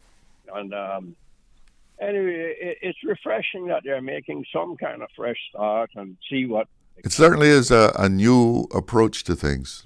Yes, you know, to try to get together with both sides, because you've got to understand that with a dock in town or pier, it has to be upgraded. It has to be, you know, brought up to speed. The ships that are docking there now, the cargo vessels, are many, many, many times larger than what were coming in 45 years. Yeah, we've heard about it. It's many times more cargo and all that. They're much bigger ships. Well, Mickey, I got to get a break in. Take care. Take care. All right. Always good to hear from you. We'll take a break. Be right back. Accidents and illnesses can strike without warning. Ouch! When it comes to urgent care, every second counts. At Doctors Hospital, we have a dedicated team of experienced doctors and nursing staff available to you 24 hours a day, 7 days a week. Don't waste time in an overcrowded emergency room when you need urgent care. Whether it's a broken bone, a severe infection, or a sudden illness, trust in Doctors Hospital's unwavering dedication to providing the best immediate care. For complete urgent care when you need it the most, choose Doctors Hospital, located in Georgetown, 16 Middle Road. The best foundation you can wear is glowing, healthy skin. The offices of dermatologist Dr. Wayne Porter specialize in enhancing your skin's well-being. Whether you're seeking advanced skin care, including any skin cancers, Botox, filler, cosmetic skin enhancements, or simply looking to reduce wrinkles, Dr. Porter offers a full-service dermatology and dermatological surgery practice. For more information, email drporterkman@gmail.com or call 946-9020. That is 946-9020.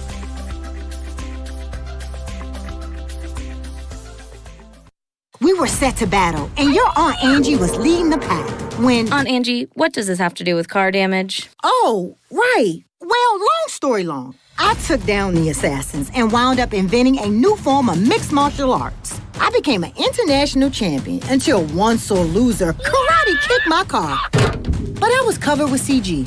Covered for malicious damage and more. CG Britgay. Good like that. All benefits are subject to policy provisions, including eligibility at the time of service. Radio Cayman's Talk Today.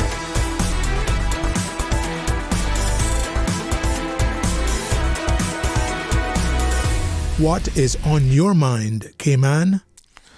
Welcome back, and it is open line here on Talk Today, and we got about 5.5 minutes going up to 2 o'clock.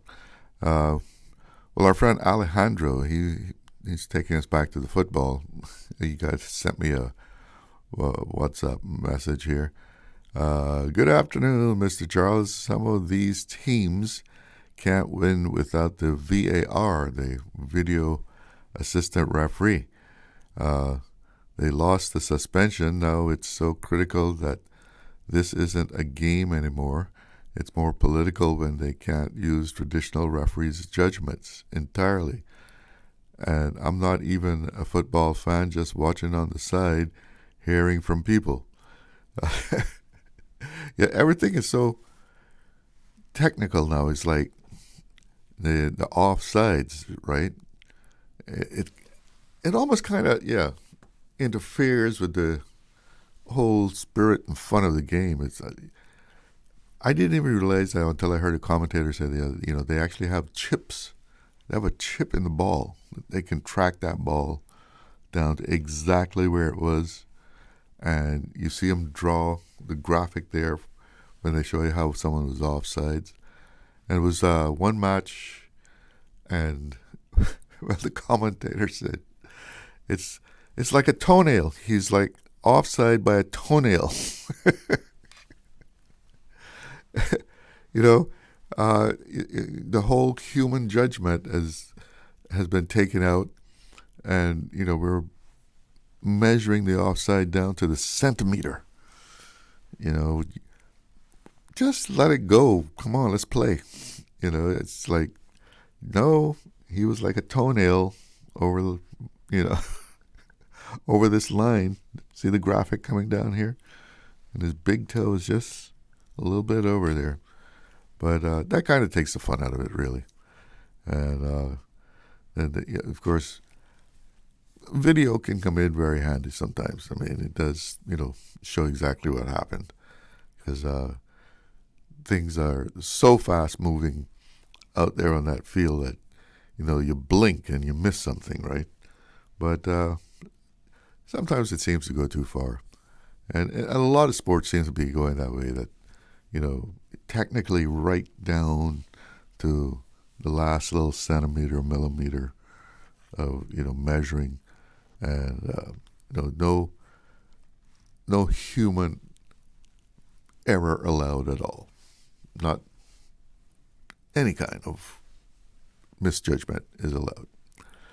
But our last caller there, Mickey, was talking about the government, the old glass house out there. I was looking at that the other day and saying, what are they going to do with that thing? It's been there, gosh, how many years now? Long time. But back, I guess they moved government out of there, what was it? 2011, 12, something like that. And it's been sitting there ever since, empty. Can we reuse it? Repurpose it? I guess it certainly would be good if you can renovate it inside and not have to build a complete new building once again. And but what is the plan? To just let it sit there forever, or what? And the police have moved out of the old central police station, and they're in the former cable and wireless flow building there on Eastern Avenue. So be interesting to hear what is going to happen to both those buildings. When you put the two of them together there, the land space that they're on, it's quite a bit of property. And Mickey was mentioning that somebody was saying that it was a good place to put affordable housing or something. I don't know if that's the place for like an apartment, though, to turn them into an apartment, right in the government complex here. But maybe some of the places that we have rented for certain government entities could be housed in the glass house. But I think a lot of work has to be done in there. I don't know what the air quality is like, but I think they would have to do some kind of cleanup. It's 2:00, and that's news time. Information, entertainment, inspiration. Covering Grand Cayman, Little Cayman, Cayman Brac. Since 1976 till now. Radio Cayman in the Cayman Islands. From Radio Cayman's newsroom, this is Headlines. The Headline News is brought to you by Kirk Market. With your latest headlines, I'm Elizabeth Charles. Cayman Finance says fund registrations in the Cayman Islands have climbed above 31,000 as private and mutual funds both hit record highs at the end of the second quarter of 2026. In an announcement this week, the industry body cites Cayman Islands Monetary Authority statistics showing the total number of regulated funds rose by 547 in the first half of the year to 31,145, including 18,132 private funds and 13,013 mutual funds. Cayman Finance says private fund registrations increased by 410 in 6 months and are now up 43% since the end of 2020.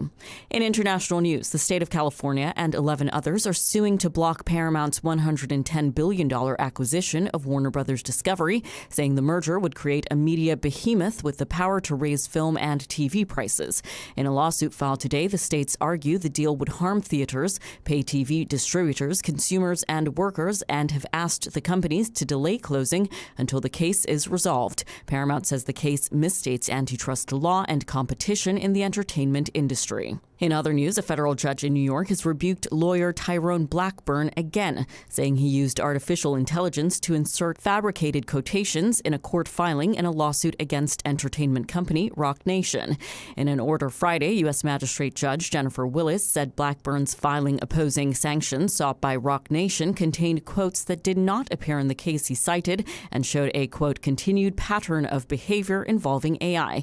She called his conduct an outrageous breach of his ethical and professional obligations and said his repeated use of fabricated quotes showed complete disregard for his duty to make accurate representations to the court. Those are the latest headlines. I'm Elizabeth Charles.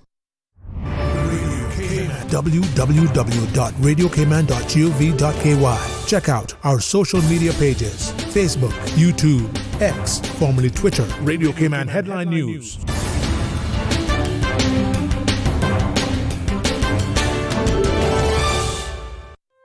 Looking for fresh, healthy food that's full of flavor?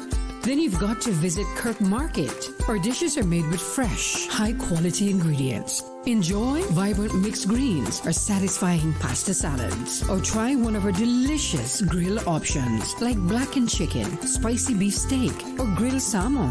Looking for something light and flavorful? We've got sushi rolls and poke bowls prepared daily. And don't forget to explore a hot bar or Billy Fresh salad at the salad bar. Stop by Kirk Market today for breakfast, lunch, or dinner and taste the difference. Eat well, live well with Kirk Market.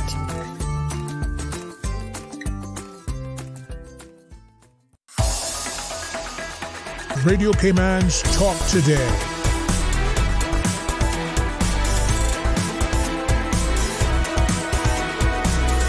What is on your mind, Cayman? Welcome back, and let's get a weather update here. No alerts, no dust alerts, no small craft advisories. Temperature here in Georgetown, 89 degrees. Feels like 106 degrees out there, so it's a hot one. And winds are out of the east to southeast at a little over 6 knots with a relative humidity of 74%. And taking a look here for the synopsis, moderate winds and seas are expected across the Cayman Islands for the next 24 hours. Isolated showers are expected from tomorrow as a tropical wave moves into the northwest Caribbean. And the forecast for tonight, we can expect partly cloudy skies and a 30% chance of showers. Temperatures will be in the low 80s and winds east to northeast at 10 to 15 knot, seas running at 3 to 5 feet. And today, as far as the tides, we got a high tide coming up at 2:46. Low tide at 2:46 this afternoon, and a high tide tonight at 9:34. Sunset is at 7:06, and the outlook is for a similar weather through Wednesday morning as a tropical wave lingers west of the Cayman area, and the upper levels remain supportive for precipitation throughout the period. So I guess we'll be getting a little rain here and there. And checking in with the National Hurricane Center in Miami, no tropical cyclone activity is expected for the next 7 days. So we can rest assured that no hurricanes are going to be, or tropical storms be cropping up on us. And things looking pretty good, actually.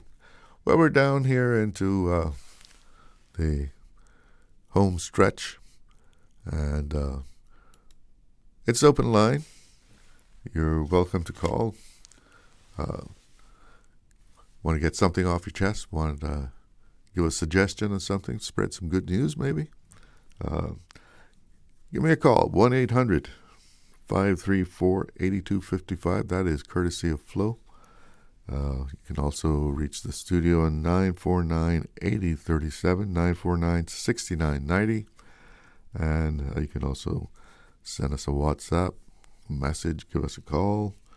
WhatsApp number 925-3261. So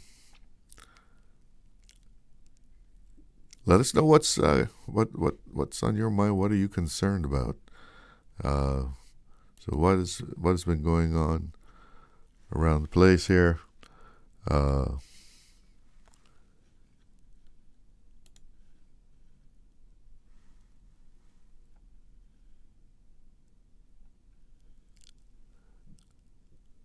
See, Cayman's still trying to get into the movies, doing our best to bring Hollywood to Cayman, right? And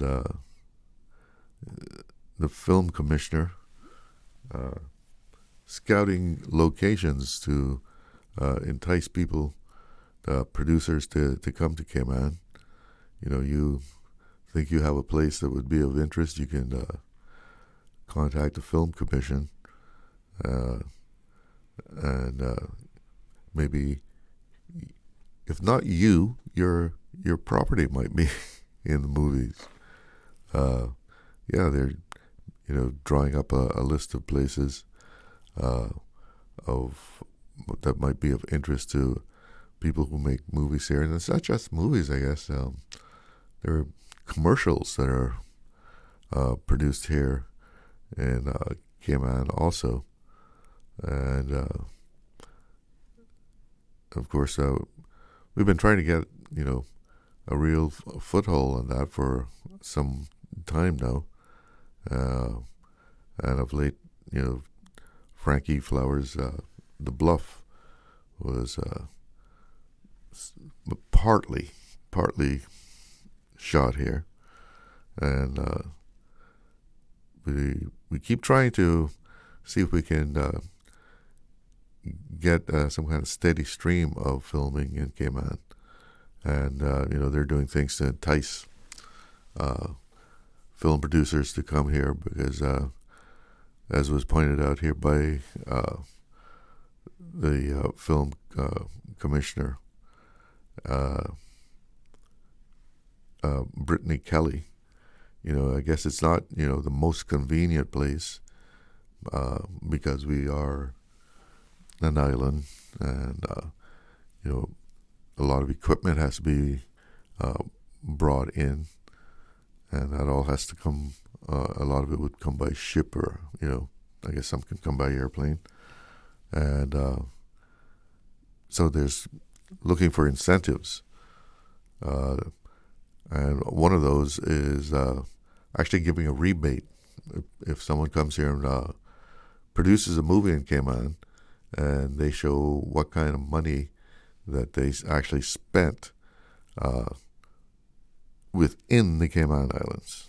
The money would have to be spent within the Cayman Islands, that they would be given a rebate on that money that they put into circulation in the local economy. But it would be great if we had some other industry to offer people creative outlets, because a lot of people here in Cayman have an interest in theater, the arts, film. A lot of young people have shown an interest in filmmaking, but it's still looks like they will have to, if they're going to pursue that, go overseas to try and make their mark in that industry, which is not unusual. I mean, for a place with the population the size of Cayman, even if you're living in the U.S. or some other place, you usually have to go where the action is to pursue a career in filmmaking, because it's not like that's something that people can do just anywhere. But Cayman is still pursuing attracting filmmakers to the Cayman Islands to make movies, and I guess if we keep trying, maybe eventually we will see more projects being filmed here. We've got great scenery, and if good cooperation from the government, so perhaps we will, see some fruit bearing from all the efforts that we are making to try and attract filmmaking. I remember it was some years ago, had a big thing here, a big effort, and there was even like meetings where people could come down and see what you could get involved in as far as filmmaking, and how to go about preparing yourself and such. And there was a lot of people that were interested in that, but it didn't really go that far. And it's a hard thing to do here in a place like Cayman, right? When you've got all the competition that is out there.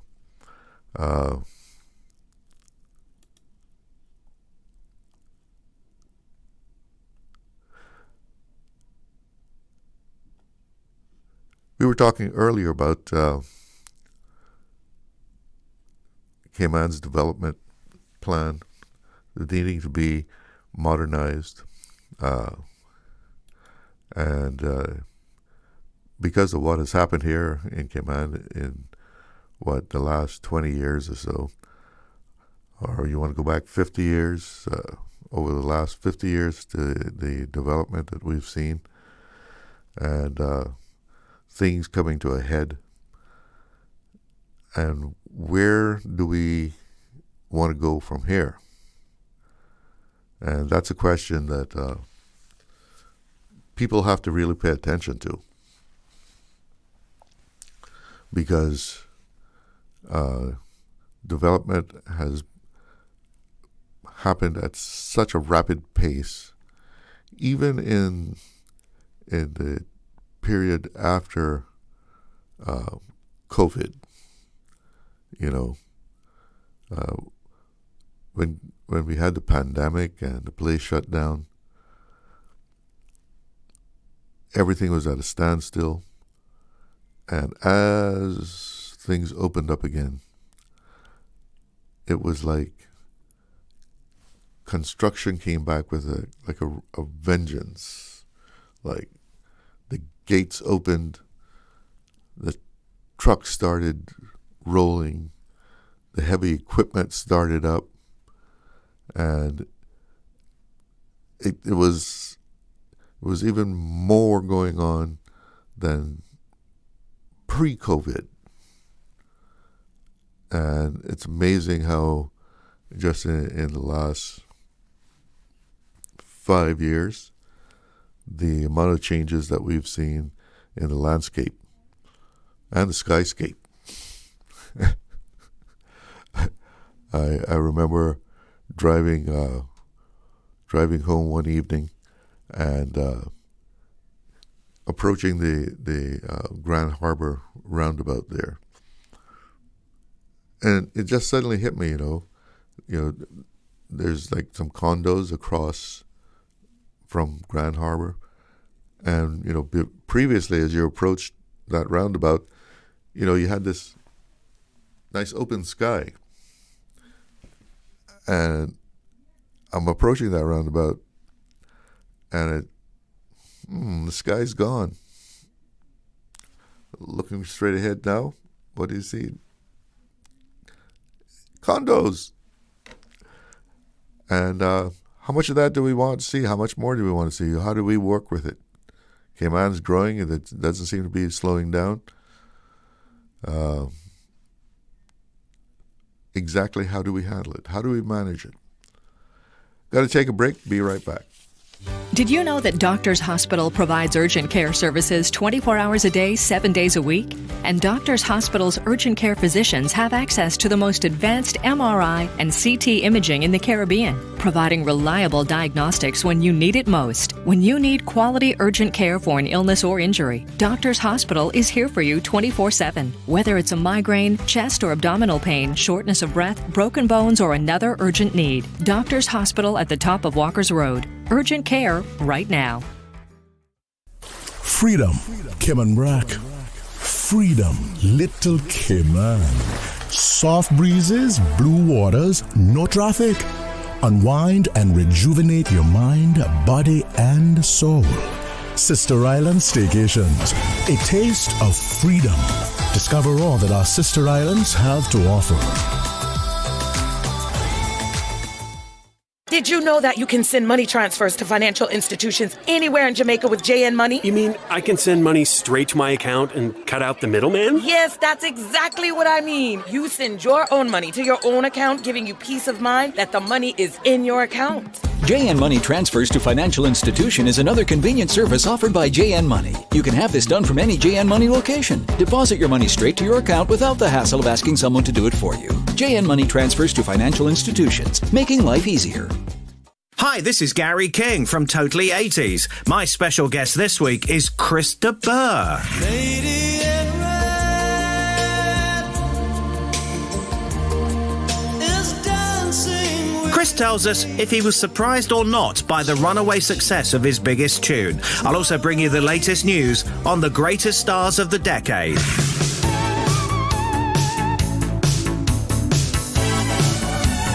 This is Totally 80s. Heard on Saturdays from 2 until 4 p.m. on Breeze 105.3 and 91.9. And brought to you with the kind compliments of KFC. Radio Cayman's Talk Today.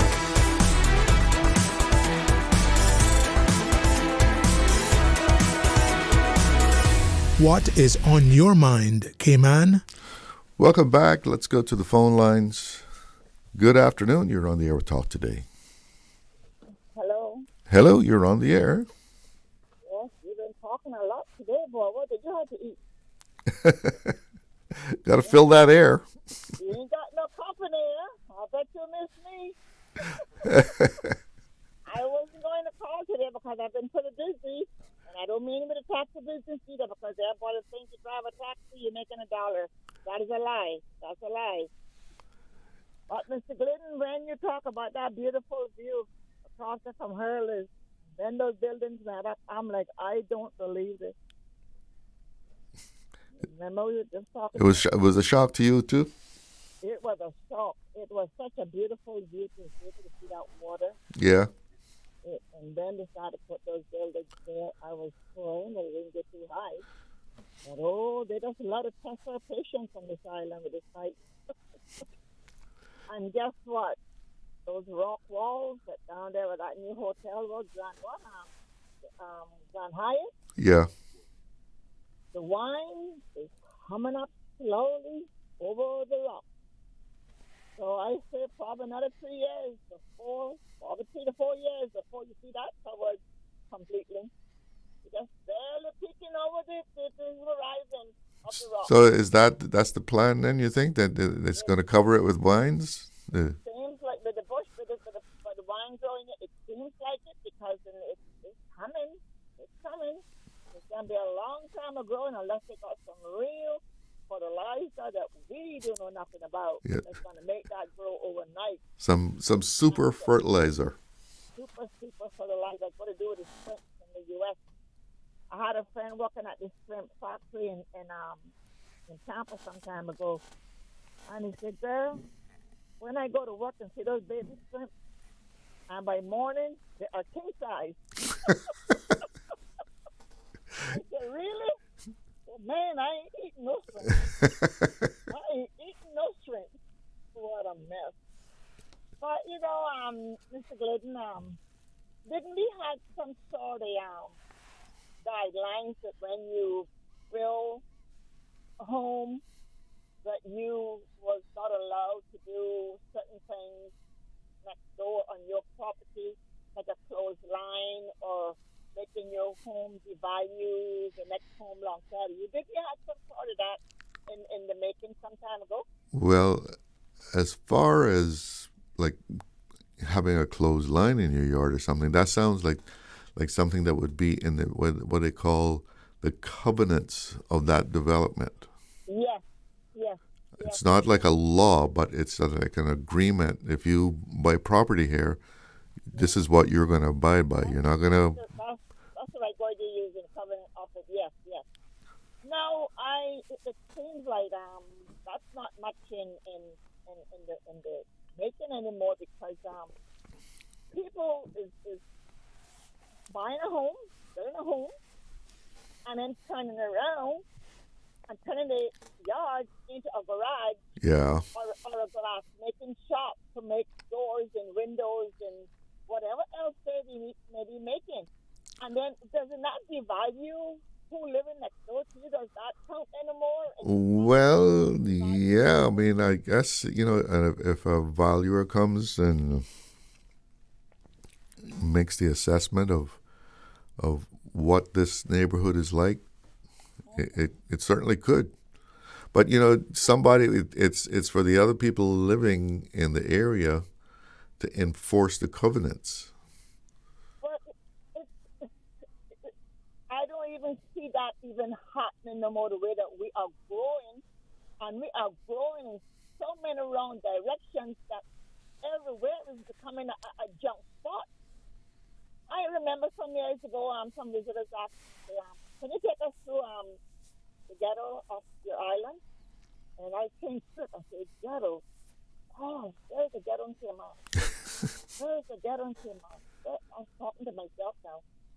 Where's the ghetto? So I said, well, I want to take you somewhere, but I don't know if you would consider that a ghetto. Anyhow, took them in an area, and they said, ain't nothing wrong with this area. I just need a little bit of application or something. I said, well, thank you so much. So I can tell you right now, we really don't have no ghetto here in this island. But I'm going to tell you something, Mr. Charles. We are getting it slowly but surely, and a lot of MPIs are closed to what is happening in this island, because if you see some of the places that people is renting to these people who is having work permits or probably end up getting a Cayman status to live here and living in these rundown places, we are becoming a ghetto throughout the whole island. And when it comes to the parking, you go in some of these roads after 10 o'clock at night, both sides of the road got cars parked up because then people is renting and got nowhere for their tenants to park their vehicles. Mm-hmm.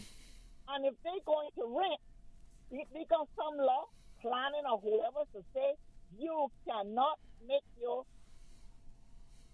tenants park on the main road.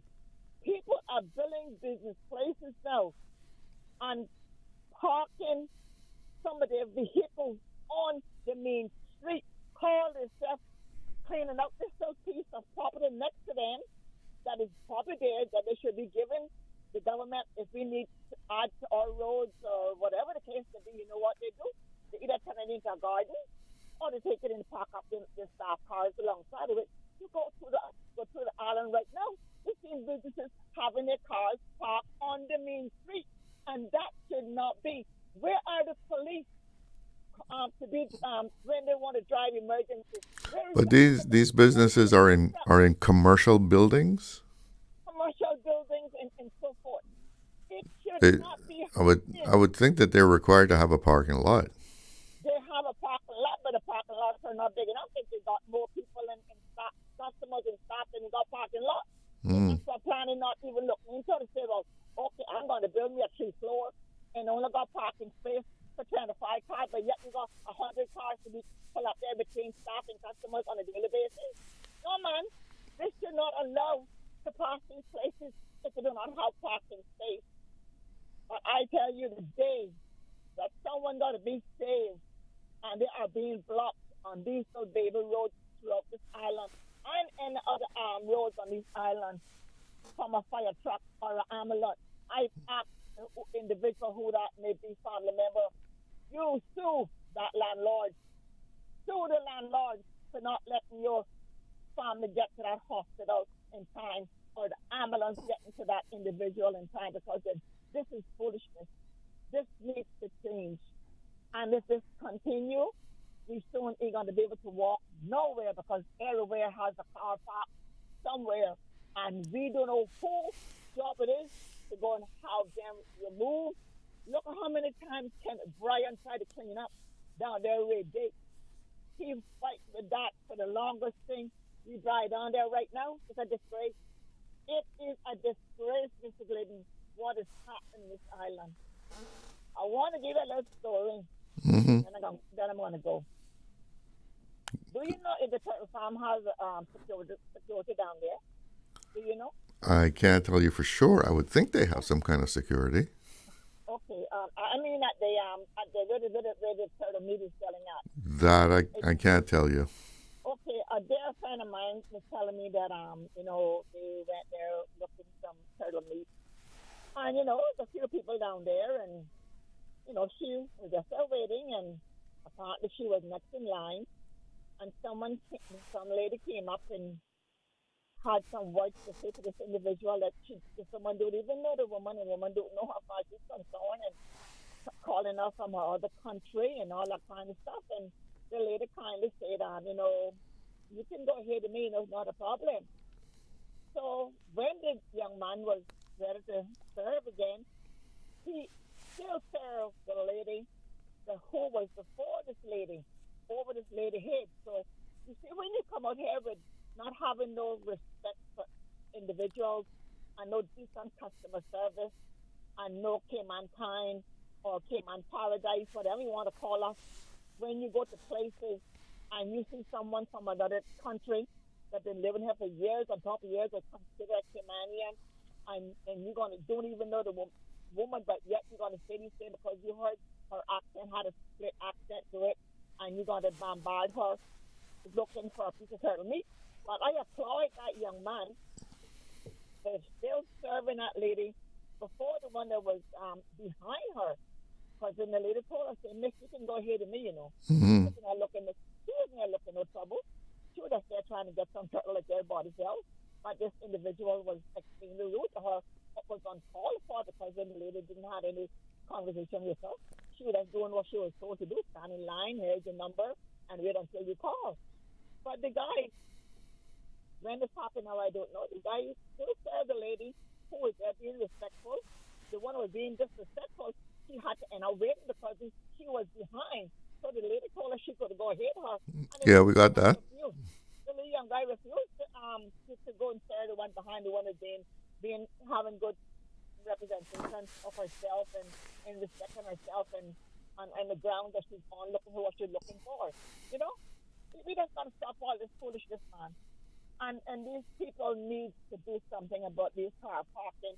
Everywhere you turn, there's a car park up on the corner on these roads. But you know what, Mr. Glidden? What? As that Miller says, a revolution is coming. And I say to my God, it never comes. But the young generation is getting tired. They are getting tired. But anyhow, it's 2:30. Bye. It is. All right. Thank you for the call. Bye-bye. It is indeed 2:30. That means my time is up. I got to be heading out. But thank you for tuning in. Thanks for calling. I'm Charles Glidden. One love. Talk Today is brought to you by the Ministry of District Administration. Explore your history. Explore your land. Explore your sister islands. And Doctors Hospital. Peace of mind is important when life happens. Doctors Hospital. Always there for you. Call 949-6066.